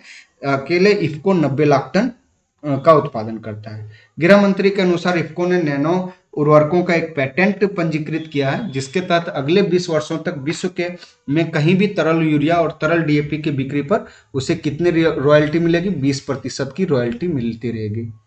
ओके। शिक्षाविद डॉक्टर वीरेंद्र नाथ दत्ता का निधन हो गया। तो शिक्षाविद डॉक्टर वीरेंद्र नाथ दत्ता का निधन हो गया। ये असम के साहित्यकार थे, शिक्षाविद थे और संगीतकार भी थे। इनको पद्म श्री 2009 में प्रदान किया गया था। लोकप्रिय गायक थे। इनका जन्म 1935 में हुआ था तेजपुर केंद्रीय विश्वविद्यालय में। पारंपरिक शिक्षा और पारंपरिक संस्कृति और कला विभाग के संस्थापक प्रोफेसर के रूप में पदभार ग्रहण किया था। इन्होंने असमिया और अंग्रेजी में लगभग 23 किताबें लिखी और संपादित करी है। ठीक है। 2003 से 4 तक असम साहित्य सभा के अध्यक्ष भी रहे। विश्व कोश विश्व इतिहास के संपादक भी रहे। और ग्वालपारिया लोक संगीत संग्रह, असमिया गीत संगीत की विरासत, व्यक्तिगत संस्कृत आदि इनकी उल्लेखनीय रचनाएं हैं। एडीबी ने 400 मिलियन डॉलर के ऋण की मंजूरी प्रदान की है। ठीक। अब इसमें से देखते हैं एडीबी जो एशियन डेवलपमेंट बैंक है, एशियाई विकास बैंक, भारत सरकार के शहरी सुधार एजेंडे और कुशल शासन प्रणाली का समर्थन करने के लिए 40 करोड़ डॉलर 400 मिलियन डॉलर के ऋण की मंजूरी प्रदान करी है। एशियाई विकास बैंक ने भारत के लिए यह मंजूरी सतत शहरी विकास और सेवा वितरण कार्यक्रम के उप कार्यक्रम दो के लिए दिया है। कार्यक्रम का उद्देश्य उच्च गुणवत्ता वाले शहरी बुनियादी ढांचे, सुनिश्चित सार्वजनिक सेवाओं और खेलों के लिए दिया गया है। ठीक है। इसमें से उप कार्यक्रम 1 में शहरी सेवाओं के विस्तार के लिए राष्ट्रीय स्तर की नीतियों और दिशा निर्देशों की स्थापना की थी। उप कार्यक्रम 2 राज्य और शहरी स्थानीय निकाय अर्बन लोकल बॉडी स्तर पर निवेश योजना और सुधार कार्यों का समर्थन कर रहा है। अशोक गाडगिल और शुभ्रा सुरेश को यूएस का सर्वोच्च वैज्ञानिक पुरस्कार प्रदान किया गया। और ये 2 भारतीय अमेरिकी वैज्ञानिक हैं और अमेरिका का सर्वोच्च वैज्ञानिक पुरस्कार से सम्मानित किया गया। अशोक गाडगिल और शुभ्रा सुरेश को जो बाइडेन, जो अमेरिका के राष्ट्रपति हैं, उन्होंने ये राष्ट्रीय प्रौद्योगिकी और नवाचार पदक से सम्मानित किया इनको। अशोक गाडगिल को नेशनल टेक्नोलॉजी एंड इनोवेशनल मेडल और शुभ्रा सुरेश को नेशनल मेडल ऑफ साइंस से सम्मानित किया गया। अशोक गाडगिल वर्तमान में कैलिफोर्निया विश्वविद्यालय बर्कले में प्रोफेसर और लॉरेंस बर्कले नेशनल लैबोरेटरी में एक वरिष्ठ वैज्ञानिक के रूप में कार्यरत हैं। और उसके बाद नेशनल साइंस फाउंडेशन के पूर्व प्रमुख शुभ्रा सुरेश ब्राउन यूनिवर्सिटी में के स्कूल ऑफ इंजीनियरिंग में प्रोफेसर भी। प्रगति प्लेटफॉर्म के 43वें संस्करण की बैठक, तो इसमें इस बैठक की अध्यक्षता नरेंद्र मोदी ने की। और नरेंद्र मोदी ने 25 अक्टूबर 2023 को प्रगति प्लेटफॉर्म की बैठक में 7 राज्यों में मौजूद लगभग 31,000 करोड़ रुपए की सामूहिक लागत वाली 8 प्रमुख परियोजनाओं की प्रगति की समीक्षा की। और ये आयोजित 43वीं प्रगति बैठक थी। कौन सा संस्करण था? ये 43वां था। ठीक है। प्रगति केंद्र और राज्य से जुड़ी परियोजनाओं के सक्रिय प्रशासन और समयबद्ध कार्यान्वयन का एक बहुस्तरीय मंच है। इसमें ये परियोजनाएं 7 राज्यों बिहार, झारखंड, हरियाणा, उड़ीसा, पश्चिम बंगाल, गुजरात और महाराष्ट्र से संबंधित है। तो इंपॉर्टेंट फैक्ट है ये। और प्रगति बैठक के 43वें संस्करण तक कुल 17.36 लाख करोड़ रुपए की लागत वाली 348 परियोजनाओं की समीक्षा की गई है। और ये परियोजनाएं जलापूर्ति, सिंचाई से संबंधित है। 2 परियोजनाएं राष्ट्रीय राजमार्ग से कनेक्टिविटी के विस्तार से संबंधित थी और 2 अन्य परियोजनाएं रेल और मेट्रो रेल कनेक्टिविटी से संबंधित थी। अमोल मजूमदार फेमस नाम है भारतीय क्रिकेट में। और ये भारतीय महिला राष्ट्रीय क्रिकेट टीम के मुख्य कोच घोषित किए गए। मुंबई के पूर्व कप्तान और घरेलू क्रिकेट टीम के क्रिकेट के विशेषज्ञ अमूल मजूमदार को हाल ही में भारतीय महिला क्रिकेट टीम के मुख्य कोच के रूप में चयन किया गया। ठीक है। बीसीसीआई की 3 सदस्यीय जो क्रिकेट सलाहकार समिति है, जिसमें से कौन कौन है? सुलक्षणा नाइक, अशोक मल्होत्रा और जतीन परांजपे। और इस पद के लिए अमूल मजूमदार के नाम की सिफारिश की है। महिला राष्ट्रीय क्रिकेट टीम के मुख्य कोच का पद 2 दिसंबर 2022 से खाली था और ऋषिकेश कनिटकर जो थे अंतरिम कोच के रूप में कार्य कर रहे थे। मजूमदार ने 171 प्रथम श्रेणी मैचों में 30 शतकों के साथ 11,167 रन बनाए, 14 टी20 मैच भी खेले। श्रीलंका के द्वारा निःशुल्क वीजा पायलट प्रोजेक्ट लॉन्च किया गया और श्रीलंका इसमें टोटल 7 देशों को शामिल किया गया है। टोटल कितने देशों को? 7 देशों को। कौन? भारत, रूस, चीन, मलेशिया, जापान, इंडोनेशिया, थाईलैंड के नागरिकों के लिए निःशुल्क वीजा देने के लिए एक पायलट प्रोजेक्ट है। और इस प्रोजेक्ट में इन देशों के विदेशी नागरिकों को 31 मार्च 2024 तक मुफ्त में वीजा प्रदान करने की अनुमति देगी। इससे इन उपरोक्त देशों के पर्यटकों से वीजा जारी करने के लिए निःशुल्क है और शुल्क नहीं लिया जाएगा। वे हवाई अड्डों पर आगमन पर एक विशेष फॉर्म भर सकते हैं या फिर ऑनलाइन इलेक्ट्रॉनिक वीजा के लिए आवेदन कर सकते हैं। इस परियोजना का मुख्य उद्देश्य पर्यटन उद्योग को प्रोत्साहित करना है, जो श्रीलंकाई अर्थव्यवस्था को बढ़ावा देने में मदद करेगा। नेक्स्ट टॉपिक है जापान भारत सेमीकंडक्टर आपूर्ति श्रृंखला। ठीक है। तो इसमें केंद्रीय मंत्रिमंडल ने 25 अक्टूबर 2023 को जापान भारत सेमीकंडक्टर आपूर्ति श्रृंखला साझेदारी पर भारत और जापान के बीच एमओसी हुआ। ठीक है। समझौता ज्ञापन हुआ। एमओसी का उद्देश्य उद्योगों और डिजिटल प्रौद्योगिकियों के लिए उन्नति के लिए सेमीकंडक्टर के महत्व की पहचान करते हुए सेमीकंडक्टर आपूर्ति श्रृंखला को संवर्धित करना है। और एमओसी पर दोनों देशों के बीच जुलाई 2023 में हस्ताक्षर हुए थे। यह एमओसी कितने साल के लिए? 5 साल के लिए लागू रहेगा। और ये लचीली सेमीकंडक्टर आपूर्ति श्रृंखला को आगे बढ़ाने के लिए पूरक शक्तियों का लाभ उठाने के लिए G2G मतलब गवर्नमेंट टू गवर्नमेंट, देखिए हमने लिखा भी है सरकार से सरकार, और B2B बिजनेस टू बिजनेस, व्यवसाय से व्यवसाय, दोनों तरह के द्विपक्षीय सहयोग बढ़ाए जाएंगे। ठीक है। जापान में लगभग 100 सेमीकंडक्टर विनिर्माण संयंत्र हैं और यह सेमीकंडक्टर पारिस्थितिकी तंत्र वाले 5 शीर्ष देशों में शामिल है। सेमीकंडक्टर एक ऐसा अर्धचालक सामग्री है जिसका चालकता और सुचालकों और कुचालकों के लगभग मध्य में होती है। जैसे सिलिकॉन हो गया, जर्मेनियम हो गया, ये शुद्ध तत्वों के रूप में भी हो सकते हैं और ये सेमीकंडक्टर है। ठीक है। इनका यूज बहुत सारे इलेक्ट्रॉनिक गैजेट में होता है सेमीकंडक्टर का, बाइक्स में, व्हीकल में, मोबाइल में, टीवी में, बहुत सारी चीजों में यूज होता है। जमरानी बांध बहुउद्देशीय परियोजना। तो सबसे पहले तो यही इंपॉर्टेंट हो जाता है कि जमरानी बांध है कहाँ पर। ठीक है। तो ये उत्तराखंड में है। जमरानी बांध कहाँ पर है? उत्तराखंड।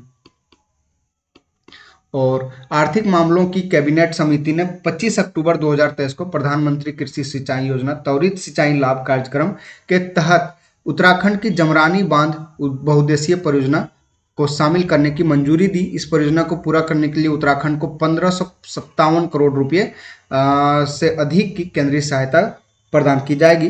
2584 करोड़ रुपए से अधिक की अनुमानित लागत वाली यह परियोजना मार्च 2028 में पूरी होगी। और इस परियोजना का उद्देश्य उत्तराखंड के नैनीताल जिले में रामगंगा की सहायक नदी गोला पर जमरानी गांव के निकट बांध का निर्माण किया गया। तो रामगंगा की सहायक नदी कौन सा है? गोला। और इसके उत्तराखंड के नैनीताल और उधम सिंह जिलों तथा उत्तर प्रदेश के रामपुर और बरेली जिलों में 57,065 हेक्टेयर भूमि पर अतिरिक्त सिंचाई हो सकेगी। चौथी बार स्लोवाकिया के प्रधानमंत्री बने रॉबर्ट फिको। इंपॉर्टेंट है, रॉबर्ट फिको 26 अक्टूबर 2023 को चौथी बार यूरोपीय देश स्लोवाकिया के प्रधानमंत्री बने हैं। सितंबर 2023 चुनाव में 22.94% वोटों के साथ उनकी पार्टी SMER ने जीत दर्ज की। उनकी पार्टी कौन है? एसीमार है। एसीमार पार्टी ने हलास और अति राष्ट्रवादी स्लोवाक नेशनल पार्टी को के साथ गठबंधन करके सरकार बनाई है। इस गठबंधन की वजह से उन्हें यूरोपीय संसद में समाजवादी समूह से निलंबित कर दिया गया है। रॉबर्ट फिको वर्ष 2006 में पहली बार स्लोवाकिया के प्रधानमंत्री बने थे और फिको ने अपना राजनीतिक करियर 1986 में कम्युनिस्ट पार्टी ऑफ चेकोस्लोवाकिया के साथ शुरू किया। रॉबर्ट फिको का जन्म 15 सितंबर 1964 को हुआ था। सुल्तान इब्राहिम बने मलेशिया के नए राजा। मलेशिया में 5 वर्ष में ये राजा का चुनाव होता है और मलेशिया के शाही परिवारों में ने जौहर राज्य के शासक, कहाँ के जौहर राज्य के शासक सुल्तान इब्राहिम इस्कंदर को देश का नया राजा चुना और शाही महल ने 27 अक्टूबर 2023 को यह जानकारी दी। 31 जनवरी 2024 को वर्तमान राजा अल सुल्तान अब्दुल्ला से पदभार ग्रहण करेंगे। ठीक है, सुल्तान इब्राहिम को 17वां राजा चुना गया। सुल्तान इब्राहिम पहांग राज्य के शासक सुल्तान अब्दुल्ला सुल्तान अहमद की जगह लेंगे और मलेशिया में राजा का यह पद काफी हद तक औपचारिक है, लेकिन वे प्रधानमंत्री जैसी प्रमुख नियुक्तियों की देखरेख करते हैं। मलेशिया में लंबे समय तक राजनीतिक अस्थिरता के कारण हाल के वर्षों में राजशाही अधिक प्रभावशाली हो गई है और मलेशिया एक मुस्लिम बहुल देश है जहां पर राजा का चुनाव प्रत्येक 5 वर्ष में होता है। नेक्स्ट है श्रीलंका के द्वारा निःशुल्क वीजा पायलट प्रोजेक्ट लॉन्च किया गया और इसमें ये जो टॉपिक है ये हमने अभी पहले ही पढ़ाया था, रिपीट हो गया है। इसमें 7 देशों को शामिल किया गया है। भारत, चीन, मलेशिया, जापान, इंडोनेशिया और थाईलैंड के नागरिकों को निःशुल्क वीजा देने के लिए एक पायलट परियोजना थी। ठीक है, नेक्स्ट टॉपिक है राजकुमार राव निर्वाचन आयोग के नेशनल आइकन नियुक्त किए गए। राजकुमार राव एक एक्टर हैं, ठीक है, और इसको CEC इनको भारत के निर्वाचन आयोग ने 26 अक्टूबर 2023 को अपना राष्ट्रीय आइकन घोषित किया है। राष्ट्रीय पुरस्कार विजेता इनको न्यूटन के लिए, इनकी एक फिल्म है न्यूटन और इनको राष्ट्रीय पुरस्कार इसके लिए मिला था। ठीक है, ये मतदाता शिक्षा और वोटिंग को बढ़ावा देने के लिए चुनाव आयोग के साथ समझौता ज्ञापन पर हस्ताक्षर किया इन्होंने और यहाँ पर हमने ये बात भी लिख दी है कि न्यूटन के लिए इनको बेस्ट एक्टर का नेशनल अवार्ड प्रदान किया गया था। और इसी वर्ष अगस्त में पूर्व भारतीय क्रिकेटर सचिन तेंदुलकर को भी अपना आयोग ने अपना नेशनल आइकन बनाया है। इसके पहले आमिर खान, संजय त्रिपाठी, पंकज त्रिपाठी, MS धोनी, सचिन तेंदुलकर, MC मैरीकॉम जैसे खिलाड़ियों को राष्ट्रीय आइकन नियुक्त कर चुका है चुनाव आयोग। एशियाई पैरा खेल 2023 में भारत ने 111 पदक जीते। ये भारत का अब तक सर्वश्रेष्ठ प्रदर्शन है और चीन, ये कहाँ पर आयोजित हुआ? चीन के हांगझू में आयोजित हुआ। इंपॉर्टेंट है, 22 से 28 अक्टूबर 2023 को आयोजित हुआ और ये चौथा संस्करण, पैरा खेल का चौथा संस्करण और इसमें से भारत ने 111 पदक हासिल किए और 5वें स्थान पर रहा। भारत ने 29 स्वर्ण, 31 रजत और 51 कांस्य के साथ कुल 111 पदक प्राप्त किए। चीन 214 स्वर्ण सहित 581 पदक जीतकर शीर्ष स्थान पर रहा। भारतीय पैरा एथलीटों ने हांगझू में 3 विश्व रिकॉर्ड भी तोड़े। गुर्जर सुंदर सिंह ने पुरुषों की भाला फेंक F46 स्पर्धा में 68.60 मीटर के प्रयास के साथ स्वर्ण पदक जीतकर विश्व रिकॉर्ड बनाया। तो आपको खिलाड़ी का नाम याद रखना है, गुर्जर सुंदर सिंह। ठीक है, और सुमित ने पुरुषों की भाला फेंक F64 में 73.29 मीटर के प्रयास के साथ नया विश्व रिकॉर्ड अपने नाम किया। पुरुष कंपाउंड टीम ने 158 स्कोर के साथ तीसरा विश्व रिकॉर्ड बनाया। इस प्रतियोगिता में भारत का अब तक का सर्वश्रेष्ठ प्रदर्शन था। इसके पहले भारत ने एशियाई पैरा खेलों में 2010 संस्करण में 14 पदक, 14 में 33 और 18 में 72 पदक जीते थे। ठीक है, तो ये हमने लिस्ट यहाँ पर लगा दिया है। अपना सबसे टॉप में चाइना रहा 521 पदकों से के साथ 214 गोल्ड, 167 सिल्वर और 140 bronze. Iran second, Japan fourth और कोरिया फोर्थ और भारत फिफ्थ। ठीक है, भारत 5वें स्थान पर रहा। और इसी के साथ इस सेशन की समाप्ति होगी और आपसे रिक्वेस्ट है कि इसमें से हमने डिस्क्रिप्शन में मैं नोबेल पुरस्कार विजेताओं की जो वीडियो है वो भी मैं डिस्क्रिप्शन में ऐड कर दूंगा, वो भी आप देख लेंगे। वो उसमें नोबेल पुरस्कार विजेताओं और उससे संबंधित स्टैटिक जीके को मैंने बहुत ही अच्छे से एक्सप्लेन किया है। ठीक है, तो वो चीज़ें देख लेंगे। और thank you, all the best.